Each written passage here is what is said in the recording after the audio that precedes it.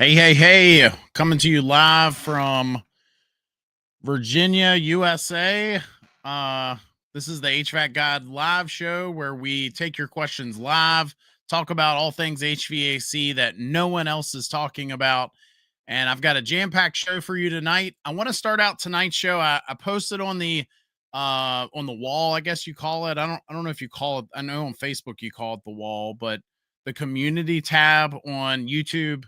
Um, that we've got a big announcement, and I'll just go ahead and get that out of the way, and I'll probably highlight it again later in the show. But just want to go ahead and say that next week we have a guest, and I've had some really cool people on our show, and I don't want to really play favorites, but I will say that this guy that's going to be our guest next week is one of the most influential people. He might not say that, but he is probably one of the most influential people in our industry right now. And he's going to be a guest on our show. And so, his name is, if you don't know who he is, his name is Clifton Beck. And he is, I'm not sure what his title is, but he's with the ESCO group. He does a lot of their trainings, a lot of their videos, webinars, podcasts, YouTube videos. And I had just a 5 or 10 minute conversation with him a couple days ago, and it was like information overload that I cannot wait. I will try to not share any of it tonight because next week is going to be huge. Some of the stuff he was telling me is huge, and I'm telling you, if you miss any of our shows, if you miss any of our content, don't miss next week. For real. Do not miss next week's show. Next week is going to be huge. And the reason it's going to be huge is some of the stuff he was telling me is very, I don't want to say different. It's not like anyone else is wrong, but Clifton is on the front lines of some of the things that we've talked about on our channel and that other people are talking about in our industry, and people are misinformed. I'll just say that. And he is going to, I'm telling you like a friend, please don't miss next week. Next week is the one. Some of the stuff he was telling me on these refrigerant changes and it's huge. It is.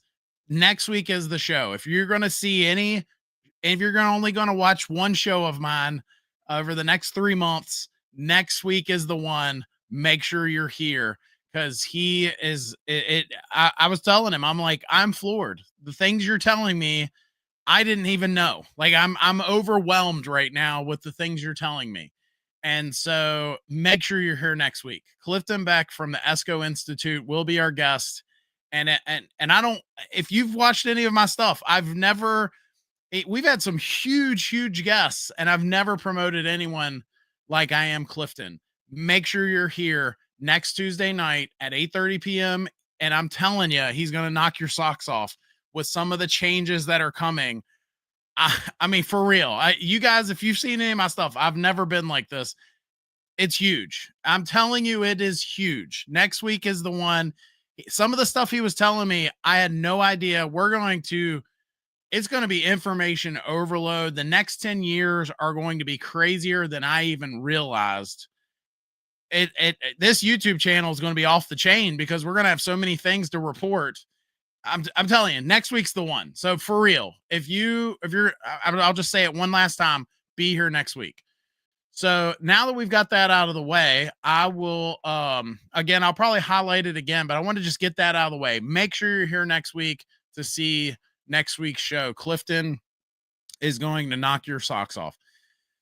Let me just start out by saying hello to some of you guys. Feel free to say hi in the chat. Let me know where you're saying hello from. Gary from up north, where it's probably still cold. Good evening, Josh and HVAC friends.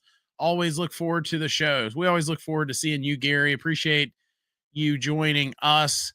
JC, I've got a really cool video coming out tomorrow for those of you that follow the new channel, and it's not really for homeowners. So if you're a homeowner,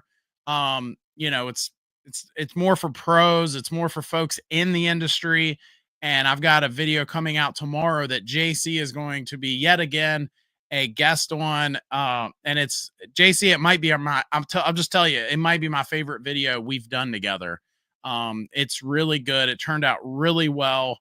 And it's Haley did a good job. Haley does all of our editing, and it's a really good video. So tomorrow at 11:30 on the HVAC guide, not HVAC guide for homeowners, but HVAC guide YouTube channel, that video will be hitting. So that'll be a good one. And then Steve from Dayton, Ohio. Hello to Steve. Welcome to the show.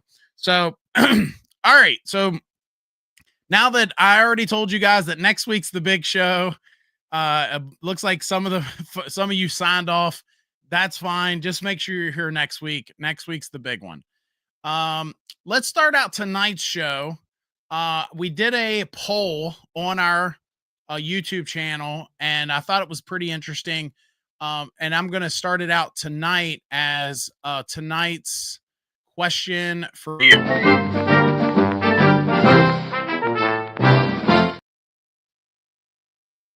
And so tonight's question for you, I'm just putting it in the chat here, and then we will highlight it here. Have you ever tried to clean your own ducts? And how did that go? Did you ever try cleaning them yourself? If we hop over to the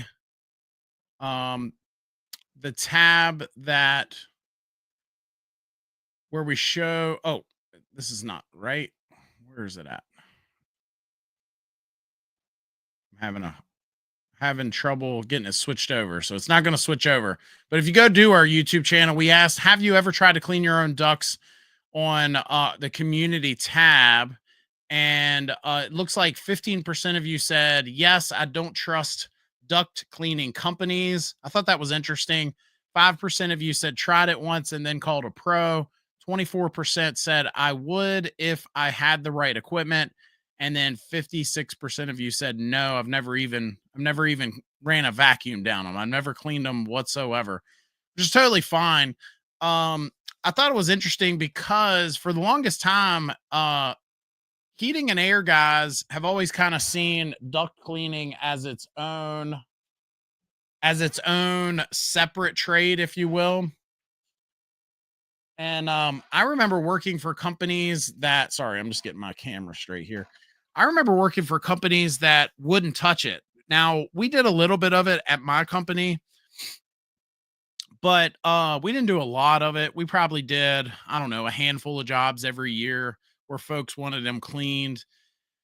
We didn't have the big truck. We just had the I believe it was called the roto brush. And so if everything was on one level and we could get to everything, we would clean them. But any duct work that went vertical or anything we just couldn't get to every nook and cranny, we would normally refer them out to those companies that have the negative air machines and the machine that can get to every nook and cranny. And but it was anyway, I've worked for companies in the past where it was its own separate entity. It was its own trade, and a lot of heating and air guys just simply didn't touch it. Even if they thought that it was useful, they still didn't do it themselves. They didn't do it in-house. And what was interesting is for the longest time, that was the case. And so you saw companies like carpet cleaning businesses start to offer it instead, so I always thought that was interesting. But yeah, let me know your thoughts in the chat section if you would like. If you've ever, if nothing else, ran a vacuum. I showed my wife that once, just simply popping off the floor vents and running the vacuum down in there. You can clean out some of that junk that's fallen down in the floor vents yourself. You don't have to have a big duct cleaning machine just to simply, a lot of folks, if they pull their floor vents up and just look down, you'll see dirt, crayons, paper clips, whatever, anything that's fallen down in that vent over the years. You can sometimes just run the hose off your vacuum right down in there and clean that out. So, moving on, the highlight of tonight's show is, I don't know if you guys saw, but a very tragic story. And I'm going to try to stop the screen share here and see if I can get it to finally work here, because it's not currently working. See if I can get it to pop up here. Okay. Did it pop up? Perfect. All right. So let me do this. Sorry guys, I just want you guys to be able to see it better. There we go. So this story, it's not a story here in the US or Canada. So I apologize for that, but I still thought it was an interesting story. And the story's out of Brazil, and it says an autistic boy has his finger amputated after an accident with an air conditioner at the school. So tragic story there. Obviously, you know, it's not as tragic as, a life or, something like that, but still pretty sad, right? And so I thought that was I still wanted to share it. It says the Donna I'm sorry, I'm probably not going to pronounce this correctly. Donna Aramida Municipal School in Lagoa Santa near blah blah blah Brazil. So I'm tired of not of mispronouncing these words, so I'm not even going to try there. Belo Horizonte, that's probably how you say it. Anyway, so pretty sad story. An autistic boy had his finger amputated after an alleged accident with an air conditioner at his school. The boy's mother, Roberta Piera da Silva, claims a class monitor was not with the teacher at the time of the accident. She has reported the school to the authorities after her 4-year-old, oh my goodness, so very young 4-year-old son lost a finger and needed part of his hand reconstructed. Roberta said her son was in class with around 15 other children when his finger became stuck in the air conditioner. So it was stuck in there. She claimed that the device did not have a protective grill. The accident happened at the Dana. I already tried to mispronounce that. The teacher in charge said the classroom assistant was not present when everything happened. The boy was taken to Santa Casa de Lagoa Santa Hospital, where doctors carried out a 4-hour operation. Surgeons had to amputate the lad's little finger and part of his hand. The tendon of his ring finger also needed to be reconstructed. His mom complained, "It was a real shock for us. It's surreal." This is a site out of the UK. That's why they're using words like mum and things like that. But anyway, we handed over our perfectly healthy child to the school, and this happened. It's only just sinking in. We're still not ready to see what happened to his little hand. For us parents, this kind of thing hurts a lot. The family has filed a police report, and the local education department has been notified of the action. Roberta said city officials visited the school the following day to conduct a preliminary investigation, as reported by Need to Know. So I wonder if that's a picture of the unit, and I'm betting that it's not, because that seems to be, that has. I don't see how you would get your hand in there. So maybe that's just a no. It says the school's air conditioner, so that's interesting. Wonder where he got his hand in there.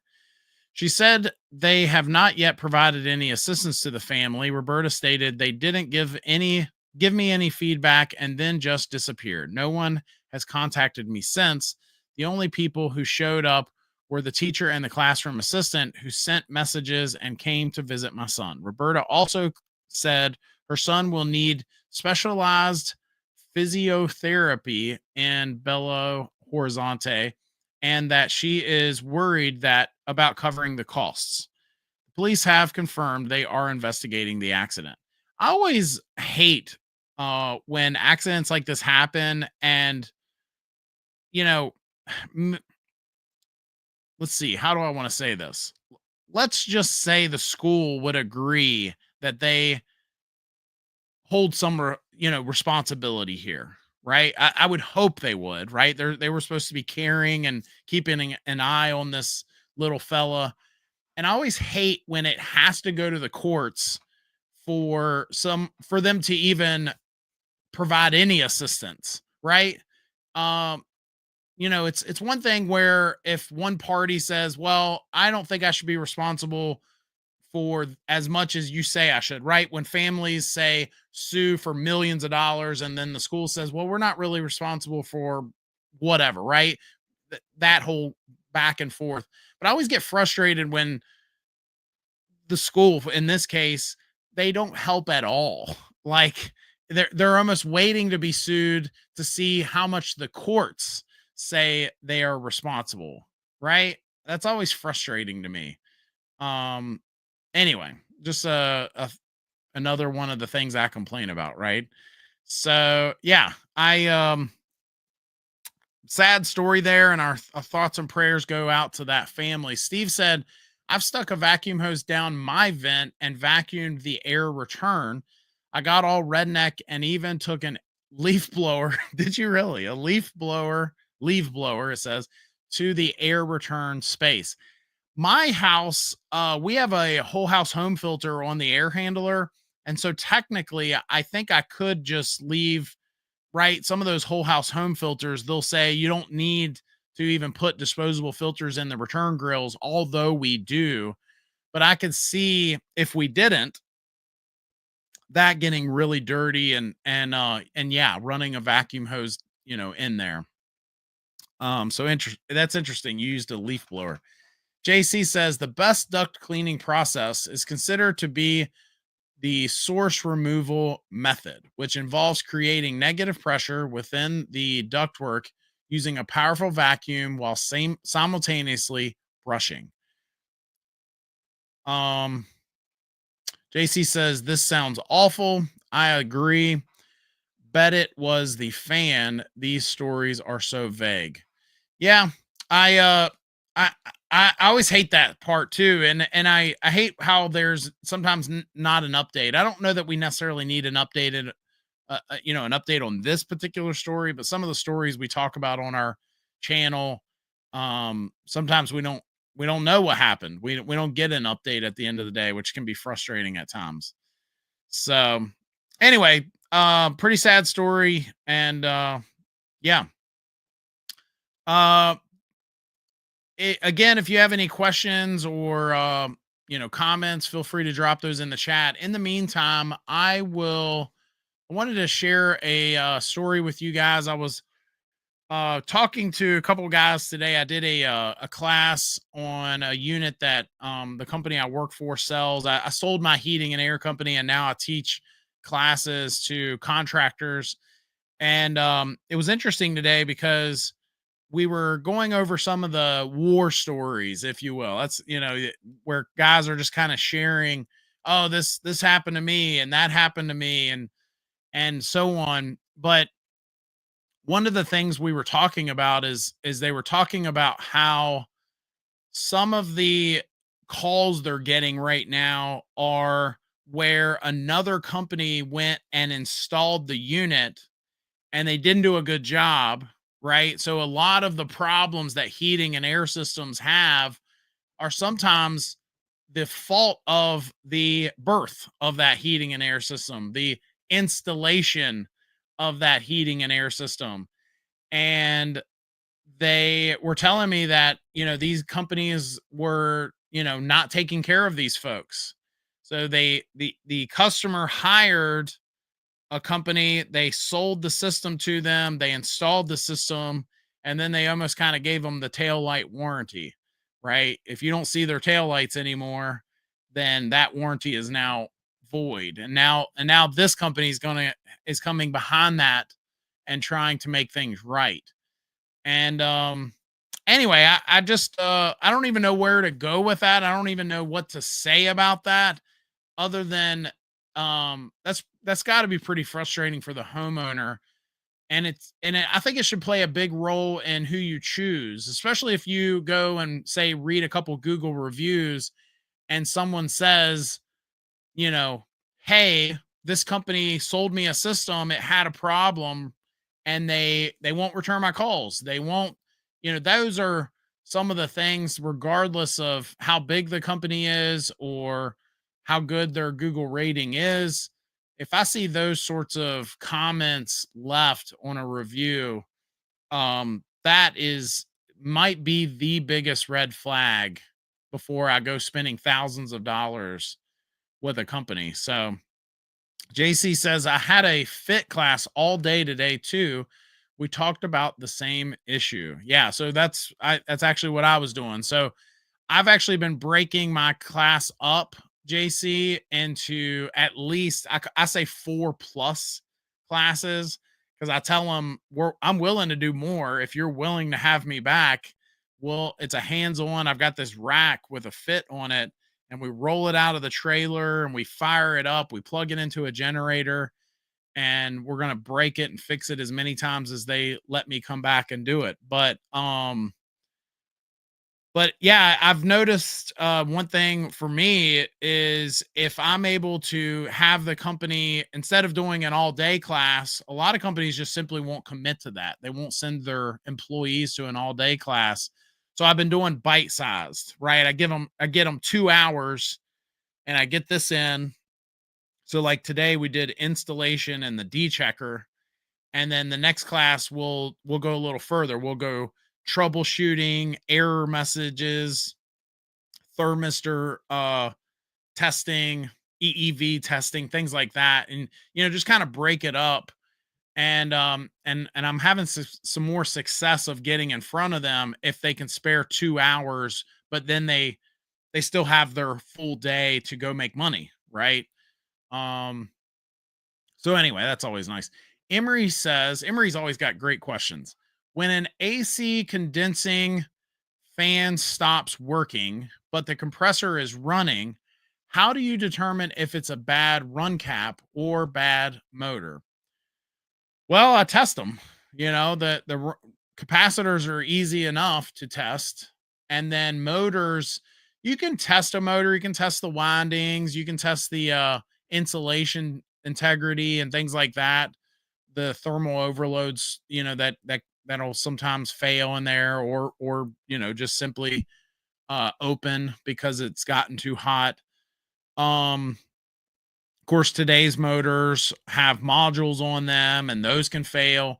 But motors, to me, I probably get in trouble too much, because now again I'm teaching other heating and air guys, and I'll just simply say to them, if it's free spinning, so if I can reach in there and spin that wheel and it's got power going to it and it's not running, I'm replacing the motor, right? To me, there's no more testing that needs to be done. So JC says, well, if the fan won't spin, it has bad bearings and it needs to be replaced.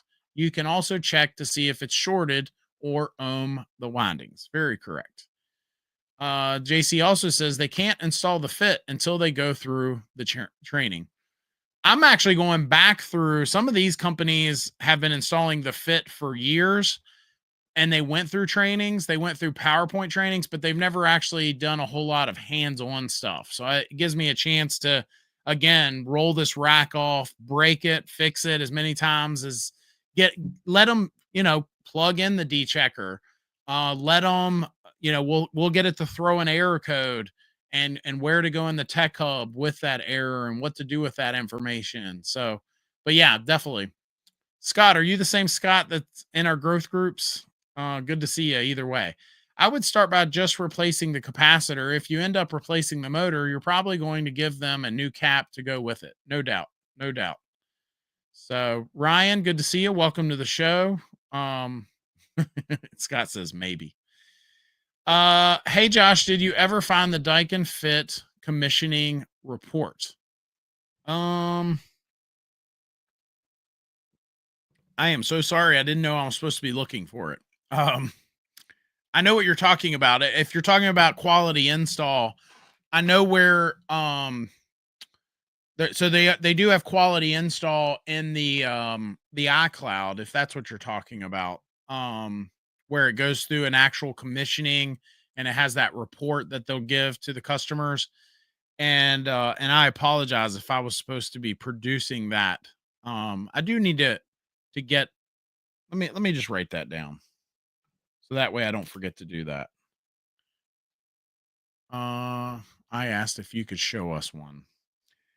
I think my first step is I'm going to have to find someone actually using that. Daikin.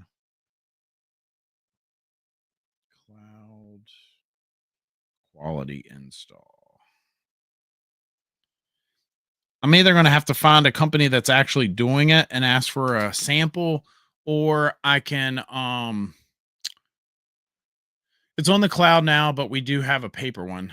Um I can ask the guy that's in charge of quality install and see if he can give me a, kind of like a a template or like a sample of one.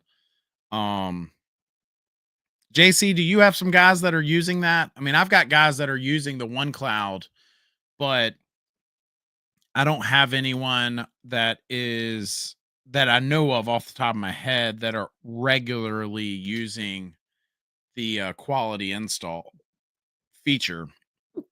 So, um, it's all on the cloud now. Yeah. Yeah. I mean, I've seen it on there. I just don't know of anyone like, I don't know anybody that's installing the fit regularly that is also producing that report regularly. Right or wrong. I'm not saying that's right. I'm not saying that it's wrong. I'm just saying I just don't know of anyone off the top of my head that's regularly doing it.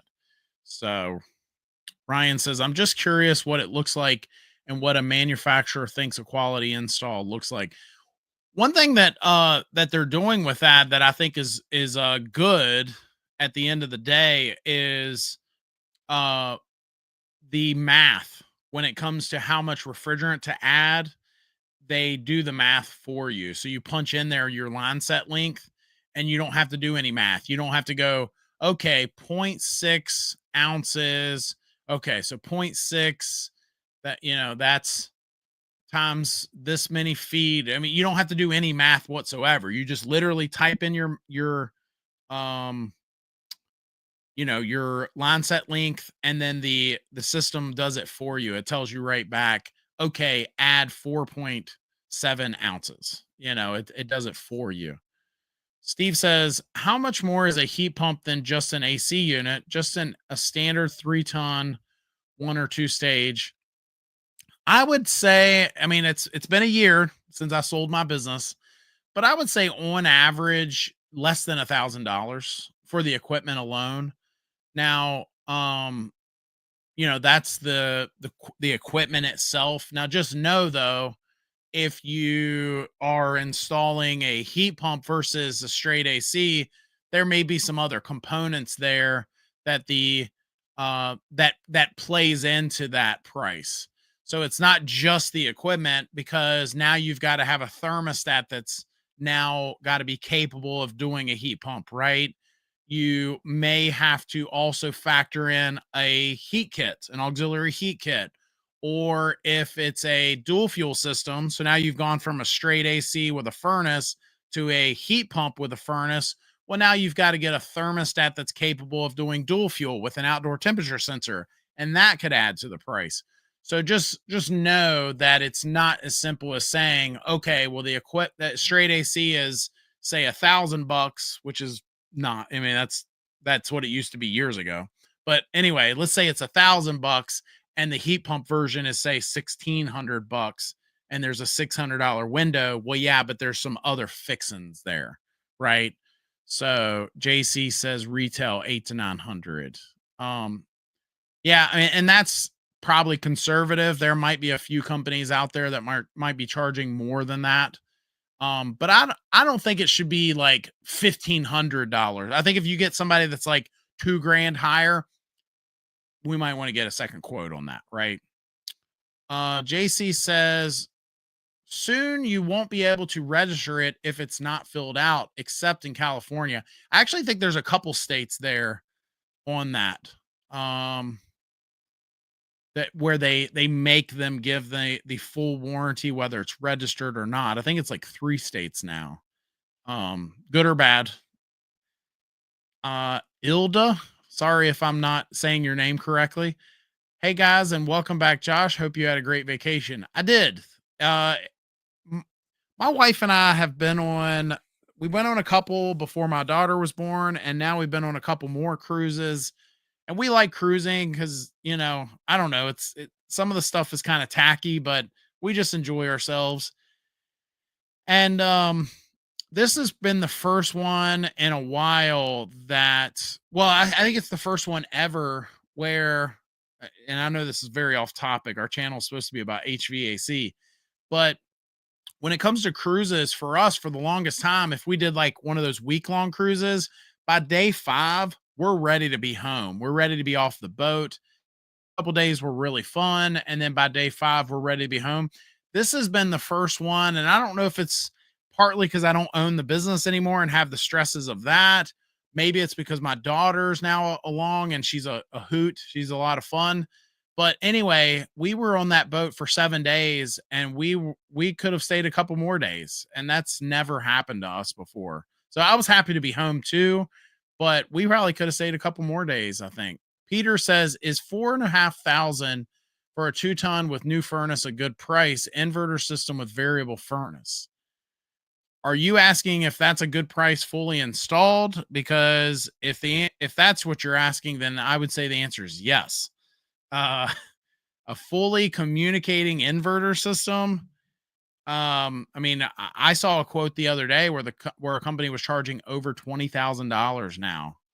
Now that was all ductwork too, but they were I think it was a 4-ton system, full communicating inverter system, and they were in a state that's probably a higher cost of living. But I told the guy to get a couple more quotes, but that just kind of puts it in perspective for you. Ryan said it would be great if the system could calculate the refrigerant line loop by how long it takes to move between outdoor unit and indoor unit somehow. A crazy invitation for you. Next week, I don't know if you were here at the beginning, Ryan, but next week we've got Clifton Beck from the ESCO Institute, and he's going to be he's going to be a guest, and he's going to be covering some of the refrigerant changes like no one has covered for me before. He was telling me some things that I didn't know. And I'm telling you guys, do not miss next week. Do not miss next week. It's going to knock your socks off. Some of the stuff he was telling me, I'm telling you for real.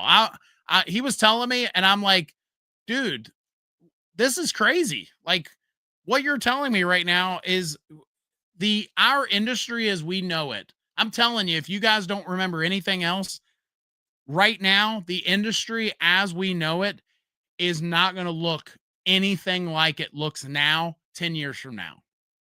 And you're like, oh, Josh, you've said stuff like that before. I'm telling you right now, what is this? 2025, the year 2035, the equipment you can buy today and the equipment you're going to be able to buy in 2035, the technology, and I don't want to spoil it. Clifton's going to get into all of it next week with these refrigerant changes.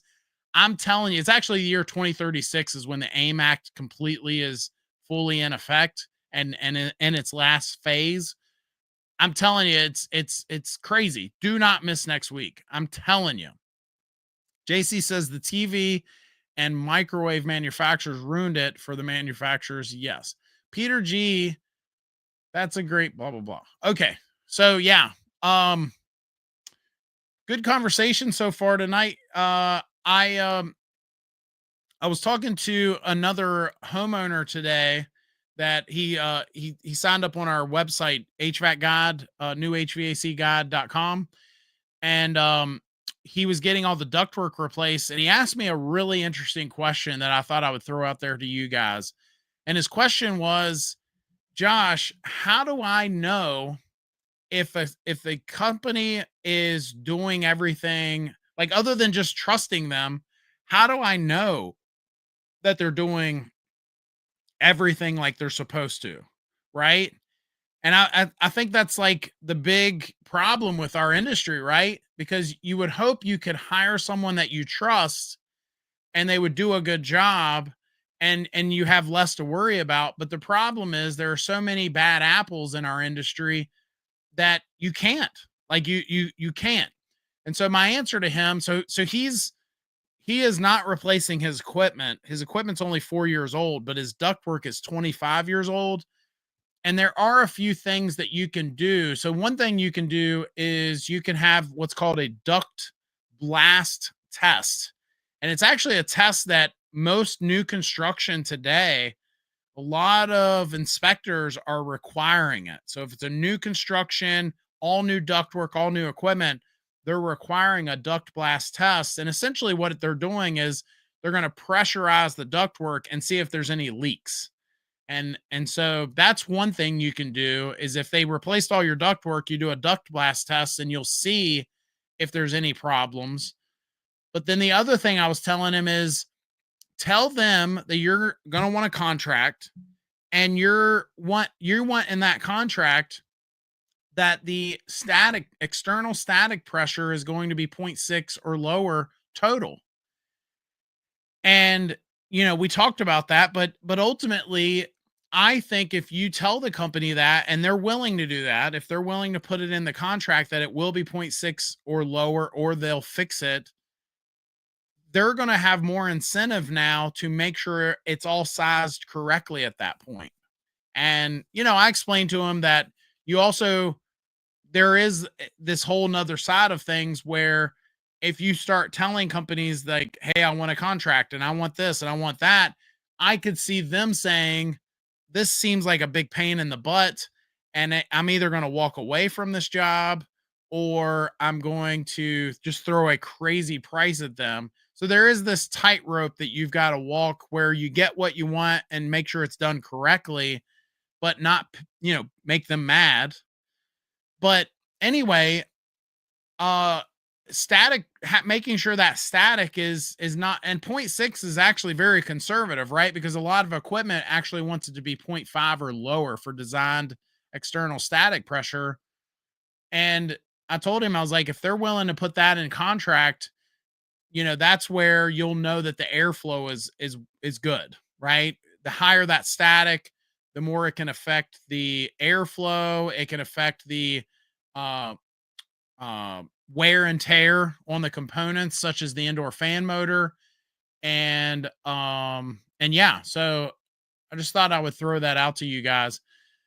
I'm gonna switch gears real quick. We did a question of the night. Let me pull up. Bear with me, guys. I just want to make sure I got what I think I've got here. We're gonna do. Hold on one second here. No, don't want that one. Bear with me. Bear with me here. Is this the one? I got a video I was going to show you guys. It's making me dial into Facebook to watch it, though. Is it really going to make me do that? All right, hold on.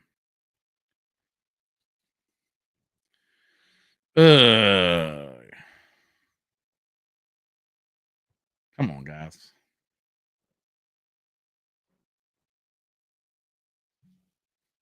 Hold on one second here. I guess I'm going to have to dial into Facebook here or sign into Facebook. Bear with me.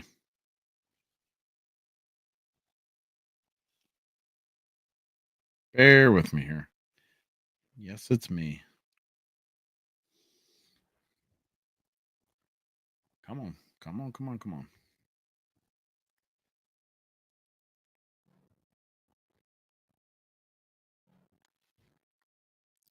All right. Is that I think I've showed that video. Hold on. That's not the one. Hold on one second, guys.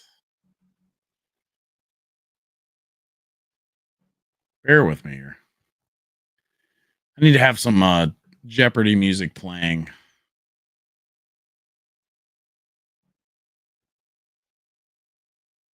Okay. All right. I think this is it. All right. Hold on one second. Let me make my face smaller. There we go. And then let me share this tab. So hopefully you guys can see that. Oh, is it not going to work again? Come on. Hold on one second, guys. This software sometimes. Share this tab. Share there. Okay. All right. Yeah, there we go. You guys can see that.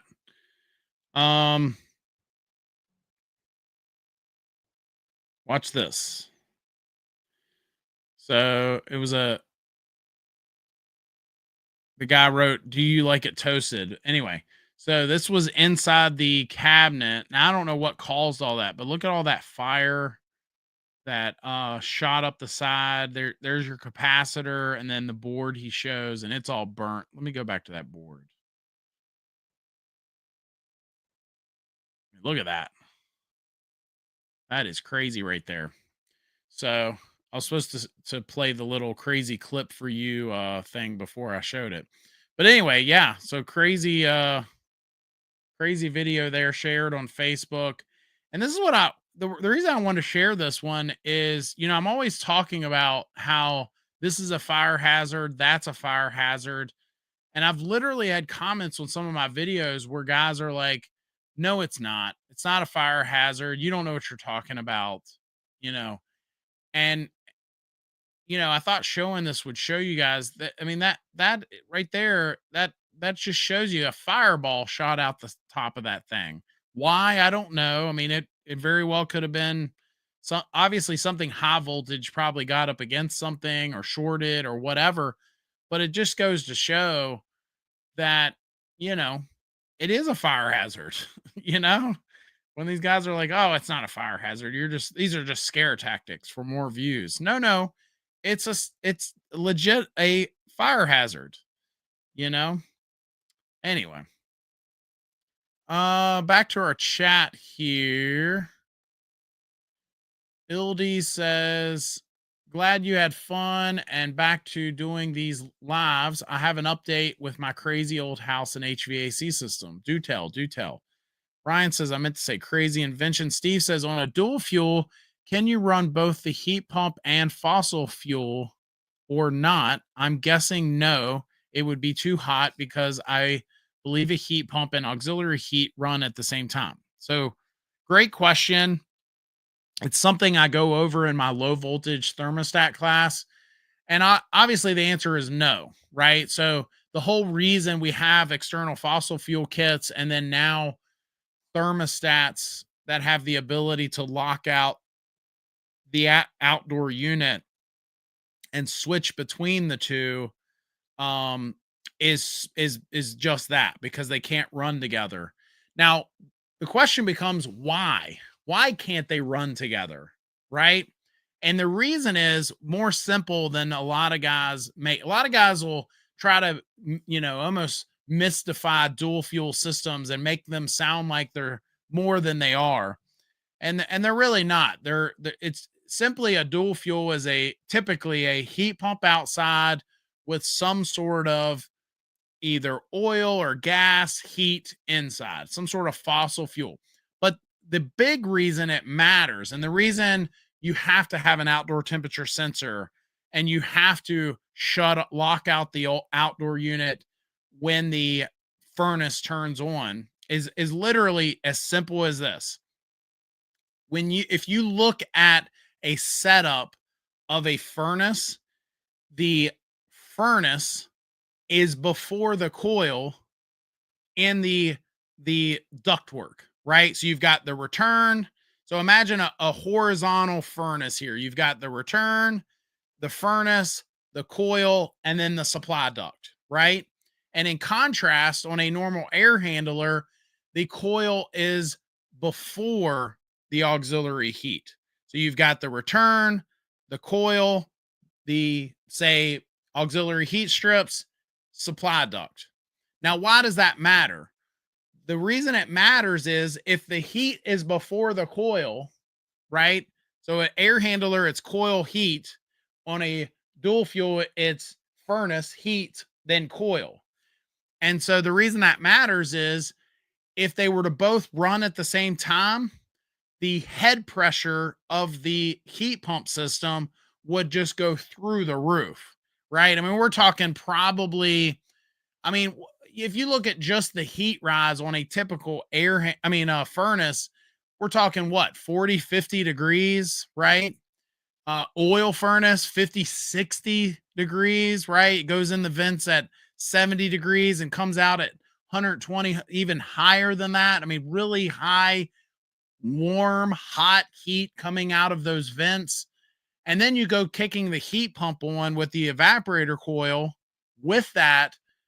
I mean, A regular heat pump without the furnace running in heat mode, your head pressures can get 4 or 500 psi. So then you go throwing in a 50-degree heat rise in there. I mean, sorry if I'm getting too far in the weeds here, but your head pressure, I mean, we're talking maybe over 1,000 psi here. I mean, it would be absolutely. And now most heat pumps have a high pressure switch that's going to kill it. It's going to shut it off at usually somewhere around 600 psi, but still, just imagine, so that's the main thing. That's really all it is. It's before the heat, the furnace is before the coil in the whole line of ductwork there. JC says it's either or. You can run heat strips or heat pump together. Ryan says, about watching YouTube videos and interviewing the companies you hire, if they aren't pulling out tools to take measurements for your job, don't hire them and ask how they came up with sizing, etc. Yeah. I think that there are going to be some situations, very small situations, where you might run into somebody and they may say, well, look, I do this every day. I know this by heart. I've done this enough times where I know this is the right way to do it. In some very, very small situations, but that's very, very, very unique, like very limited. I'm with you. If I got a tech that's, you know, for example, telling me that, I've got poor airflow and he hasn't even pulled out his manometer to check static pressures, that's a problem, right? Ildy says, I had an HVAC contractor guy. We looked at the crawl space together and we both were shocked by the work the previous company did. And he also discovered I have two coil boxes. Keeps getting crazier. Wow. Yeah.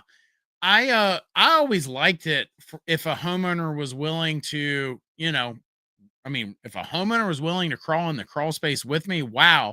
But even just willing to go along the journey of showing them here's what I'm seeing here, here's what I'm seeing there. That way, they knew when you were recommending stuff, hey, this is a problem here, and you can actually see it. They know that you're being honest and that you're giving them the proper diagnosis and so on. Emery says, as a contractor, how do you determine who your distributor of equipment is? Ooh, that's a loaded question right there. And maybe different for a lot of different guys. Um, I will say that I ended up the distributor played a big role in the equipment that I sold at times. And then there were other times where the equipment I sold had played a role in which distributor I dealt with. It wasn't until I found the perfect storm of both of them being amazing that I really settled on one. But wow, that is just a total loaded question there. For me, I'll just say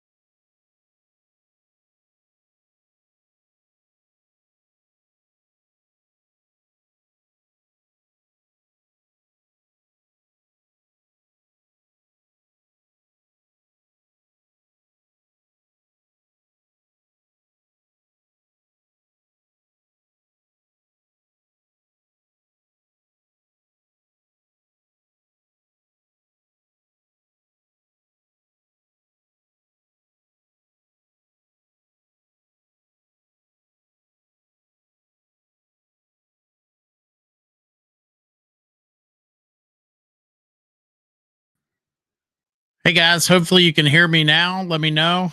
Sorry about that. Um, Man, I was rolling too. So bear with me here. I'll get our chat back up here, but hopefully you can hear me now. Sorry about that. Um, it's one of the lovely parts of doing a live show. Things happen, and um, yeah, we're gonna be wrapping up soon anyway. But appreciate you guys sticking around.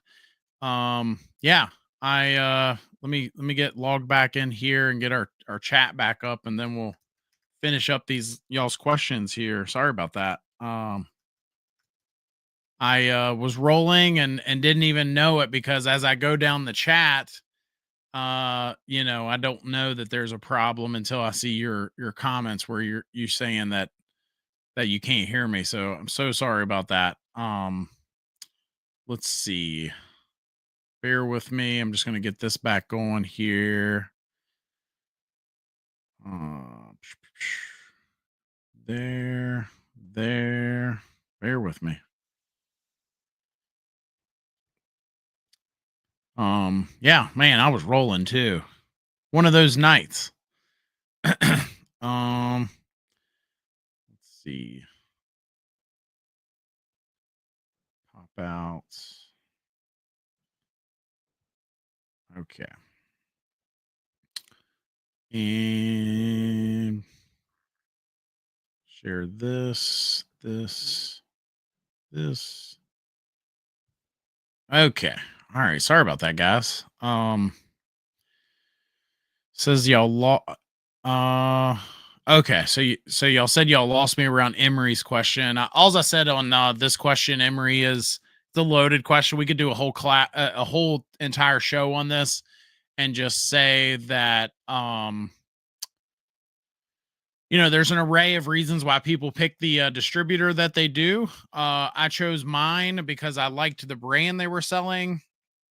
And they were also took really good care of me. I had a really good outside sales rep, and at the end of the day, there are other reasons folks might choose a distributor or brand that they sell due to whether or not they deliver, whether or not they have other perks like trainings, or dealer programs, co-op dollars, advertising, things like that. So it's a lot to it. So Ryan says they should also do an air balancing exercise on your new ductwork and show the proper feet per second or CFM at the registers or vents.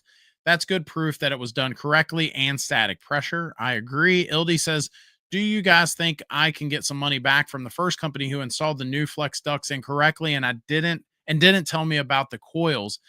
Um, I think it's going to be hard to get your money back, especially unless you're able to show negligence on their part.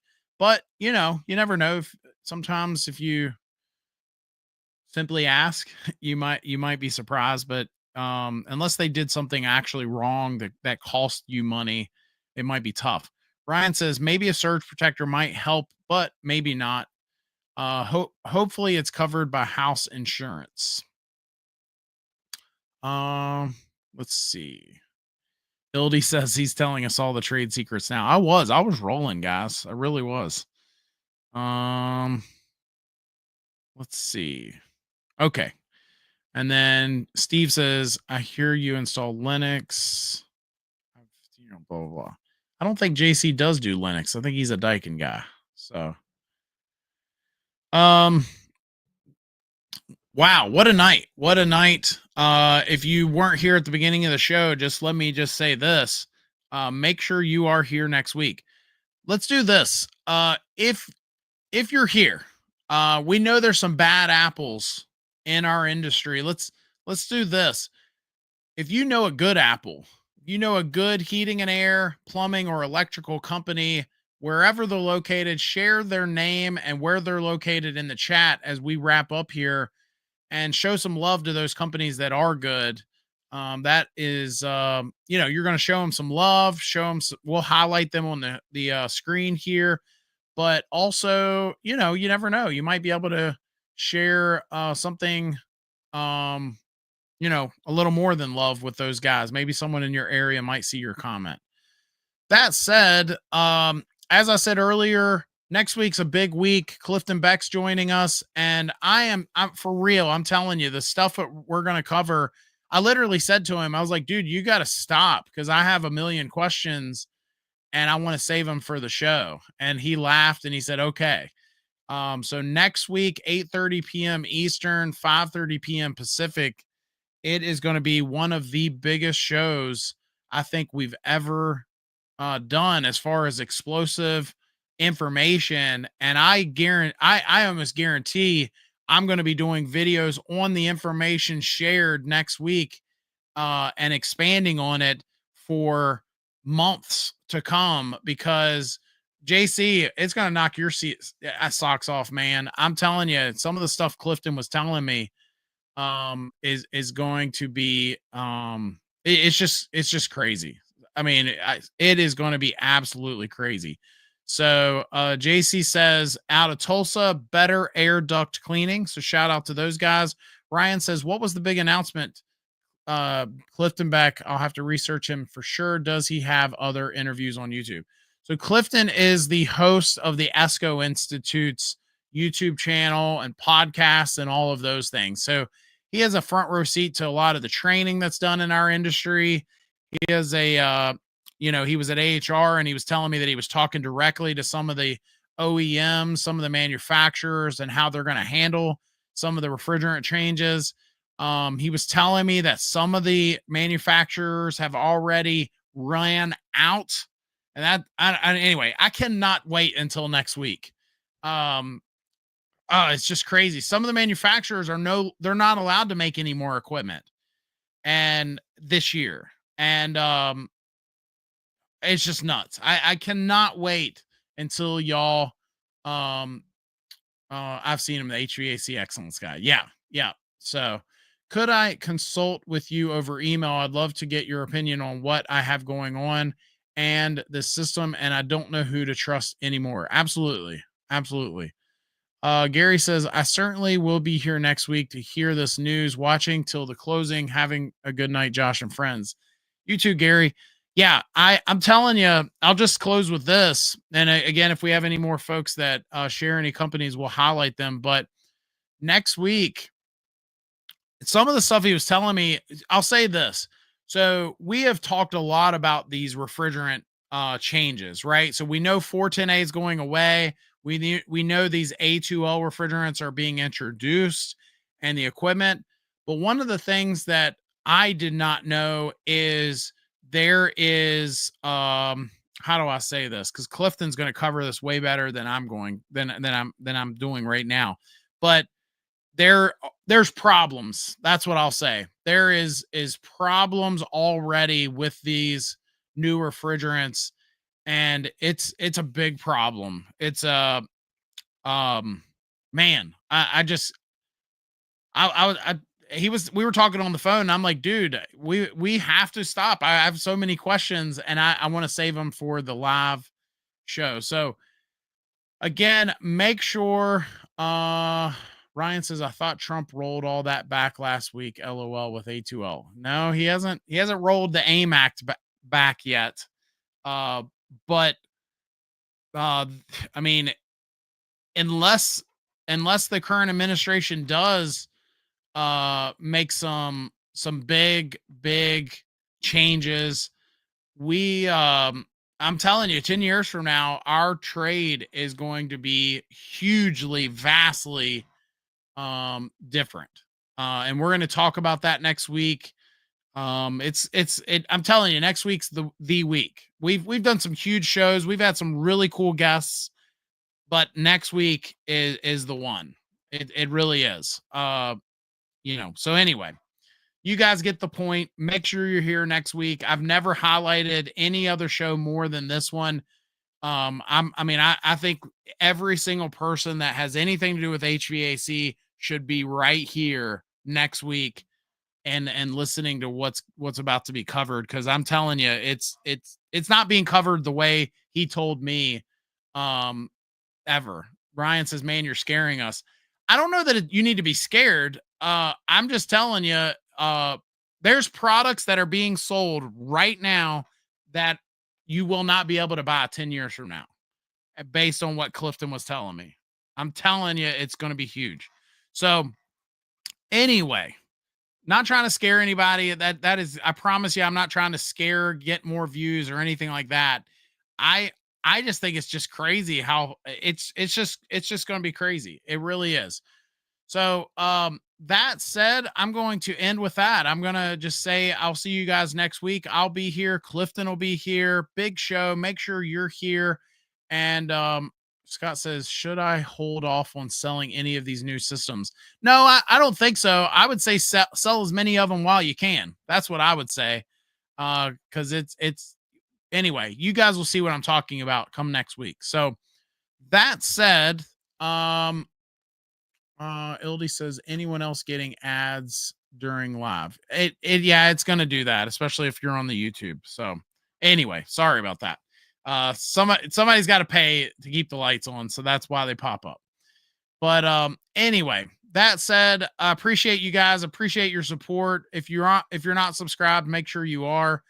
Until then, I'll see you next week, 8:30 p.m. Eastern, 5:30 p.m. Pacific. Make it a great week. Take care.